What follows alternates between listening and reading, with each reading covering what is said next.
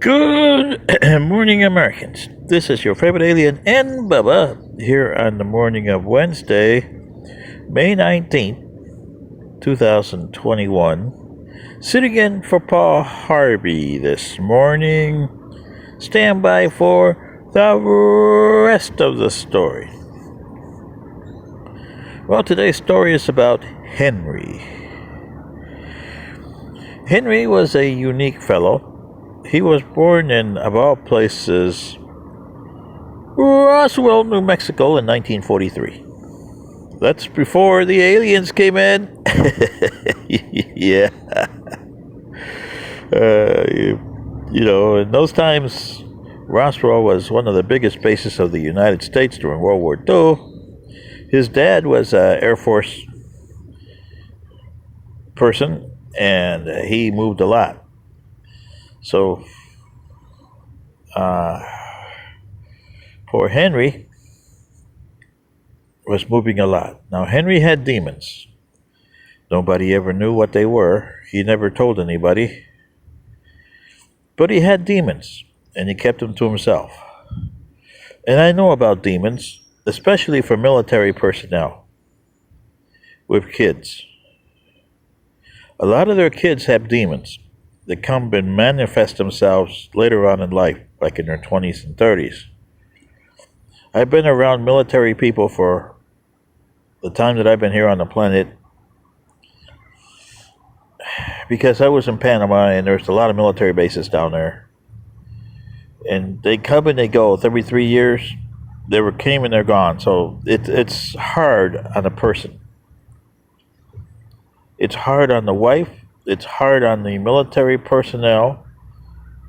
But they don't think they understand that when they have a family and you get deployed and you go from base to base to base. And I think that's what happened with Henry. His parents at the time during World War II and later, because his dad served for over 20 years, did not understand the rigors of military life. It's really not worth it. If you're a military person, you shouldn't be married. And I don't mean it to say it derogatory. I just mean that I've seen a lot of problems because your kids develop demons. And it's hard for them to exercise the demons. Trust me, I know a lot of friends that for one reason or another didn't turn out good. Well, John, he made it through that period of his life, and in the 1960s, he was a nature guy, and he wanted to be a nature guy. Plus, being a military guy, you never have home. And this is what you Americans don't understand. Home is a word and an ideology that you guys don't understand. It's not a house. A house can be a home, but not necessarily a home. And John Denver found a home over in the Rocky Mountains. He found a home. Colorado, he loved that state.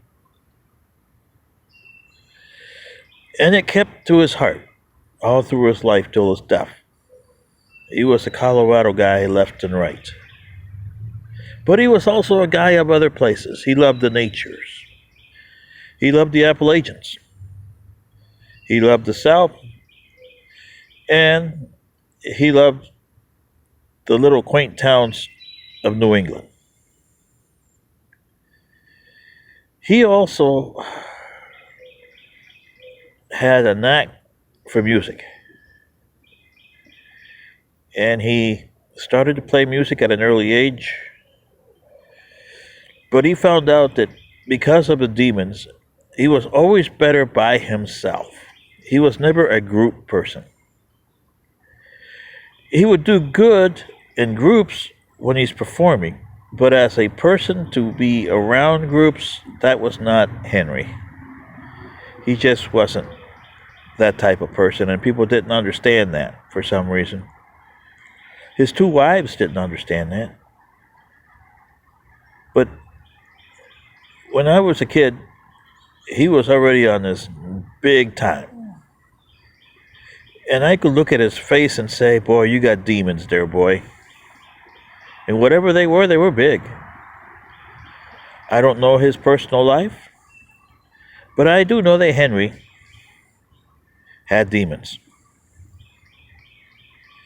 But his personal life was, only his kids and two wives can tell you what it was. He may have had good days and bad days, but I bet you his bad days were really bad. But that doesn't denigrate Henry, because he left a lot for other people to look at. For you see, Henry couldn't make it in the world that he wanted to be in with his name, John Henry Dusendorf Jr. But he had a beloved Colorado that he loved.